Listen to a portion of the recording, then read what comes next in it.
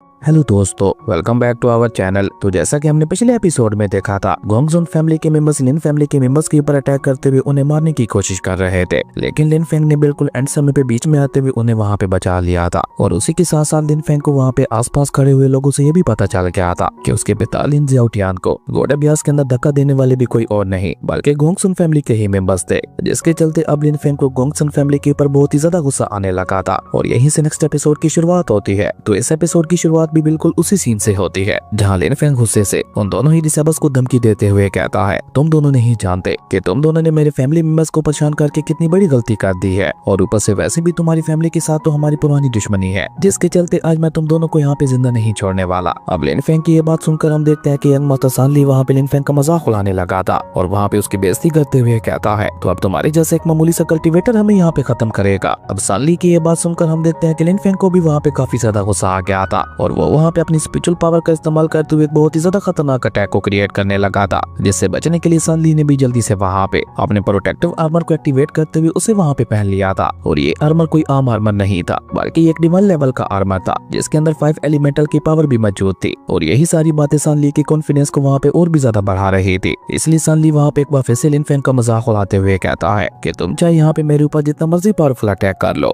लेकिन तुम्हारे किसी भी अटैक का मेरे इस आर्मर के ऊपर कोई भी असर नहीं होने वाला। और जब तक मेरे ये डिवाइन आर्मर मेरे पास है तुम यहाँ पे मेरा कुछ भी नहीं बिगाड़ सकते। लेकिन अभी बेचारा सानली वहाँ पे ये सब बोल ही रहा था कि तभी हम देखते हैं कि लिन फेंग ने वहाँ पे अपनी स्पिरिचुअल पावर का इस्तेमाल करके एक बहुत ही ज्यादा खतरनाक थंडर अटैक को क्रिएट कर दिया था। और बेचारा सानली वहाँ पे कुछ भी समझ पाता उससे पहले लिन फेंग ने वहाँ पे उसके ऊपर हमला भी कर दिया था, जो कि इतना ज्यादा पावरफुल था कि वो सीधा सानली के आर्मर को चीरता हुआ उसे जाकर वहाँ पे हिट कर गया था, जिसके साथ ही हम देखते हैं कि बेचारे सानली की मौत भी हो जाती है। और ये सब वहाँ पे इतना जल्दी हुआ था कि किसी को कुछ समझने का मौका ही नहीं मिला था। लेकिन जब वहाँ पे खड़े हुए सभी लोगों की नजरें सानली के ऊपर जाती हैं तो वो सभी लोग वहाँ पे बहुत ही ज्यादा शॉक हो चुके थे। उन्हें वहाँ पे अपनी आंखों पे यकीन ही नहीं हो रहा था कि वाकई लिन फेंग ने अपने सिर्फ एक ही अटैक के साथ सानली को खत्म कर दिया, जबकि सानली के साथी सन जोंग वहाँ पे अपने साथी की ऐसी मौत देखकर और भी ज्यादा डर चुका था। और अभी तक उसके चेहरे के ऊपर जो घमंड दिखाई दे रहा था उसकी जगह अब वहाँ पे डर ने ले ली थी, जबकि लिन फेंग का अगला शिकार वही होने वाला था। इसलिए लिन फेंग भी उसे वहाँ पे घूर घूर के देख रहा था, जो देखकर बेचारा सन जोंग वहाँ पे घबराते हुए लिन फेंग से कहता है, नहीं नहीं, मुझसे दूर ही रहना। अगर तुमने यहाँ पे मेरे पास भी आने की कोशिश की तो मेरी फैमिली तुम्हें बिल्कुल भी जिंदा नहीं छोड़ेगी। लेकिन अभी बेचारा सन जोंग वहाँ पे ये सब बोल ही रहा था कि तभी अचानक लिन फेंग वहाँ पे अपनी स्पिरिचुअल पावर का इस्तेमाल करके उसे वहाँ पे अपने पास खींचते हुए उसे गले से पकड़कर ऊपर हवा में उठा लेता है और सीधा कोल्ड टून में उससे सवाल करते हुए पूछता है, बताओ मुझे, मेरे फादर लिन जियाओटियान को मारने में तुम्हारी फैमिली के कौन कौन से मेंबर का हाथ था? लेकिन झूठ बोलने से पहले एक बात याद रखना, तुम्हारी गर्दन मेरे हाथों में है। पर हम देखते हैं कि इतनी ज्यादा तकलीफ में होने के बावजूद भी सन जोंग तो वहाँ पे लिन फेंग को कुछ भी बताने को तैयार नहीं था। और इसी बीच वहाँ पे गोंगसुन फैमिली के एक एल्डर की एंट्री होती है, जिसने आते साथ ही वहाँ पे लिन फेंग के ऊपर अपनी सोर्ड की मदद से हमला कर दिया था, जो कि जैसे ही लिन फेंग के साथ जाके टकराती है तो हम देखते हैं कि वहाँ पे एक बहुत ही बड़ा ब्लास्ट हो गया था। और क्योंकि ये कई से ट्रिब्यूट वाला अटैक था तो हम देखते हैं कि उस अटैक की वजह से आसपास की सारी चीजें वहाँ पे फ्रीज होने लगी थी, जबकि लिन फेंग को तो वहाँ पे उस अटैक से कोई भी फर्क नहीं पड़ा था। और तभी लिन फेंग वहाँ पे कोल्ड लुक से उस एल्डर की तरफ देखते हुए कोल्ड टून में उससे कहता है, ओ तो तुम यहाँ पे अपने इस डिसेबल को बचाना चाहते हो। वैसे अच्छी बात है कि तुम यहाँ पे खुद आ गए। मुझे लगता है तुम्हारे इन डिसेबल्स को गोंगसुन फैमिली के बारे में ज्यादा कुछ नहीं पता था, पर अब क्योंकि तुम यहाँ पे आ चुके हो तो मैं सब कुछ तुमसे ही जान लूंगा। और ये कहकर लिन फेंग ने वहाँ पे उस एल्डर की आंखों के सामने ही सन जोंग को वहाँ पे एक ही झटके में खत्म कर दिया था, जो देखकर तो बेचारे उस एल्डर की आंखें भी वहाँ पे बाहर आने को हो जाती हैं। जबकि लिन फेंग का गुस्सा था कि वहाँ पे शांत होने का नाम ही नहीं ले रहा था,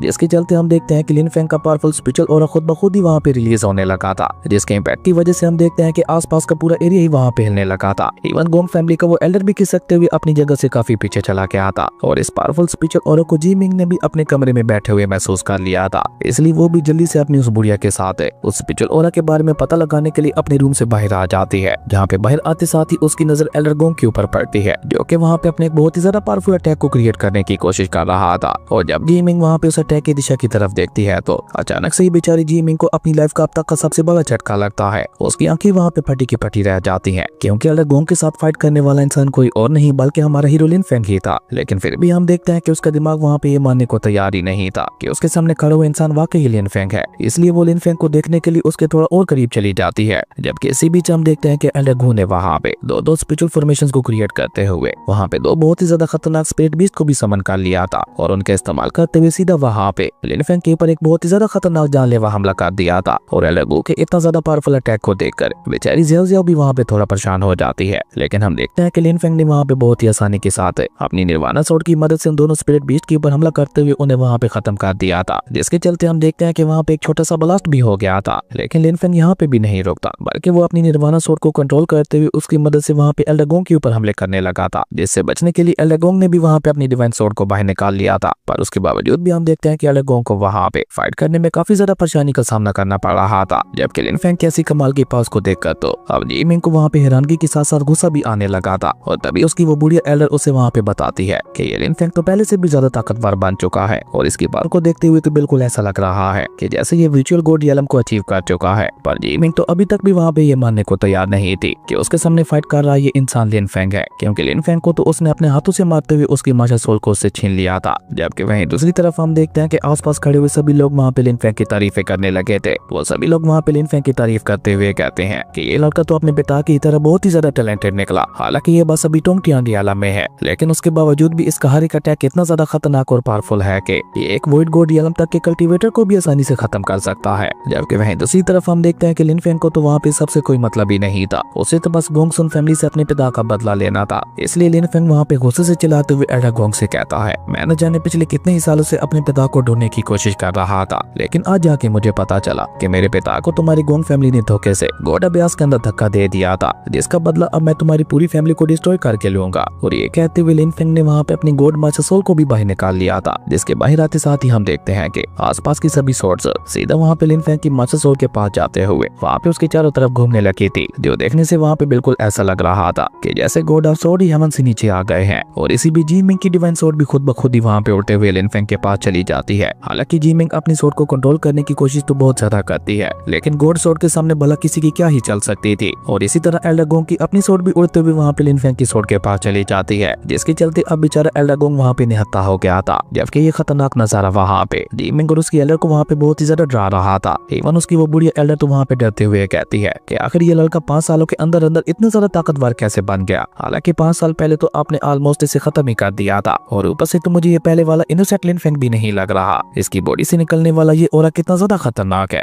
यानी कि अब लिन फेंग पूरा चेंज हो चुका है, और ये अब किसी को खत्म करने से पहले एक पल के लिए भी नहीं सोचता। और अपने एल्डर की यही सारी बातें बेचारी जी मिंग को वहाँ पे और भी ज्यादा डरा रही थी। और इसी बीच टाई स्वॉर्ड सेट के सुप्रीम एल्डर भी वहाँ पे पहुंच जाते हैं, जहाँ लिन फेंग की गॉड मास्टर सोल को देखकर उनके फेस के ऊपर भी स्माइल आ चुकी थी। और तभी लिन फेंग ने भी वहाँ पे उन सभी स्वॉर्ड्स का इस्तेमाल करते हुए एल्डर गोंग के ऊपर हमला कर दिया था, जिससे बचने के लिए एल्डर गोंग ने भी वहाँ पे एक नाइट लेयर वाली प्रोटेक्टिव फॉर्मेशन बना दी थी। पर लिन फेंग के अटैक के साथ टकराते ही उसकी वो सो कॉल्ड पावरफुल फॉर्मेशन वहाँ पे एक ही झटके के साथ डिस्ट्रॉय हो जाती है, जो देखकर एल्डर गोंग डर के मारे वहाँ पे चिल्लाते हुए कहता है, मास्टर हाउ प्लीज मेरी जान बचा लीजिए, वरना ये लड़का आज मुझे यहाँ पे जान से मार देगा। और एल्डर गोंग के ऐसा कहते ही हम देखते हैं कि वहाँ पे गोंग फैमिली के एक और मास्टर है, जिसका नाम गोंग हाओ था, जिसने आते साथ ही वहाँ पे एल्डर गोंग के ऊपर अटैक करते हुए उसे वहाँ पे लिन फेंग के अटैक से दूर कर दिया था। जिसके बाद वो वहाँ पे लिन फेंग को धमकी देते हुए कहता है कि आखिर तुम्हारी हिम्मत कैसे हुई मेरी गोंग सुन फैमिली के साथ पंगा लेने की। असल में मास्टर गोंग हाओ स्पिरिचुअल गॉड रियलम के 5th लेवल पे था, जिसके चलते अब एक तरफ लिन फेंग के साथियों को वहाँ पे लिन फेंग की चिंता हो रही थी, तो वहीं दूसरी तरफ जी मिंग की वो बूढ़ी एल्डर बहुत ही ज्यादा खुश दिखाई दे रही थी, क्योंकि उसे वहाँ पे लग रहा था कि मास्टर गोंग हाओ बहुत ही आसानी के साथ लिन फेंग को खत्म कर देगा। लेकिन जी मिंग को तो वहाँ पे ऐसा बिल्कुल भी नहीं लग रहा था, और ऊपर से जी मिंग की सुई अभी तक भी वहीं पे अटकी हुई थी। उसे अभी तक भी वहाँ पे यही लग रहा था कि उसके सामने खड़ा हुआ ये इंसान लिन फेंग हो ही नहीं सकता, क्योंकि भला कोई कल्टीवेटर सिर्फ 5 सालों के अंदर अंदर इतना ज्यादा ताकतवर कैसे बन सकता था, वो भी अपनी मास्टर सोल के छिन जाने के बाद।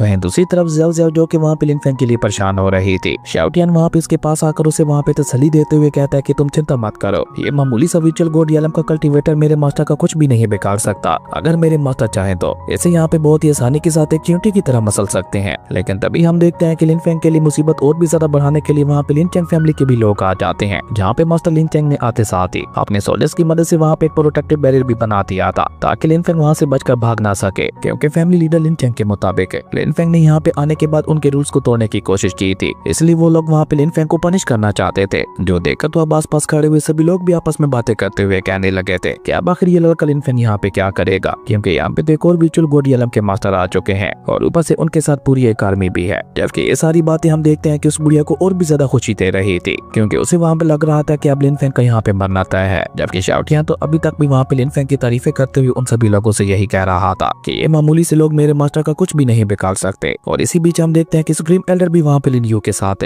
लिन फेंग की मदद करने के लिए उसके पास पहुंच जाते हैं। वो दोनों ही वहाँ पे लिन फेंग के पास आते हुए उससे कहते हैं कि तुम लिन चेंग फैमिली को हमारे ऊपर छोड़ दो, इन्हें हम दोनों यहाँ पे मिलकर संभाल लेंगे। पर लिन फेंग वहाँ पे कोल्ड टोन में उन्हें मना करते हुए कहता है कि इन मामूली से लोगों के साथ फाइट करने के लिए आप लोगों को यहाँ पे अपनी पावर को वेस्ट करने की कोई भी जरूरत नहीं है। मैं इन सभी को अकेले ही यहाँ पे संभाल लूंगा। लिन फेंग को इतने ज्यादा गुस्से में देखकर हम देखते हैं कि वो दोनों भी चुपचाप वहाँ पे पीछे हो जाते हैं, क्योंकि उन दोनों को ही लिन फेंग की पावर्स के ऊपर पूरा भरोसा था। जबकि इसी बीच हम देखते हैं कि गोंग फैमिली ने वहाँ पे लिन चेंग फैमिली के साथ हाथ मिला लिया था और गोंग फैमिली ने वहाँ पे लिन चेंग फैमिली को ये भी बता दिया था कि ये लड़का लिन फेंग कोई और नहीं बल्कि लिन चाओटियान का ही बेटा है, जिसे अगर आज हम लोगों ने यहाँ पे खत्म नहीं किया तो ये फ्यूचर में हमारी दोनों फैमिलीज के लिए बहुत बड़ा खतरा बन सकता है। इसलिए वो दोनों फैमिलीज मिलकर वहाँ पे लिन फेंग को खत्म करने का डिसाइड करती हैं और एल्डर लिंग ने तो वहाँ पे अपने पास एक ट्रायर सील को भी बाहर निकाल लिया था, जिसके बाहर आते साथ ही हम देखते हैं कि आसपास खड़े हुए सभी लोगों के ऊपर बहुत ही ज्यादा पावरफुल और प्रेशर पड़ने लगा था। जो देखा लिन फेंग ने भी वहाँ पे अपने डिवाइन फ्लेम लोटस को बाहर निकालते हुए उसे वहाँ पे अपने निर्वाणा सोर्ड के साथ मर्ज कर दिया था, जिसके चलते हम देखते हैं कि लिन फेंग की निर्वाणा सोर्ड की पावर वहाँ पे और भी ज्यादा बढ़ चुकी थी, जिसका इस्तेमाल करते हुए लिन फेंग ने सीधा वहाँ पे एल्डर लिंग के ऊपर हमला भी कर दिया था, जिसे रोकने के लिए एल्डर लिंग भी वहाँ पे अपनी उसी ट्रायर सील का इस्तेमाल करने की कोशिश करता है। पर लिन फेंग की निर्वाणा सोर्ड ने उसे वहाँ पे एक ही झटके के साथ डिस्ट्रॉय कर दिया था। और सिर्फ इतना ही नहीं, लिन फेंग की निर्वाणा सोर्ड सीधे जाकर वहाँ पे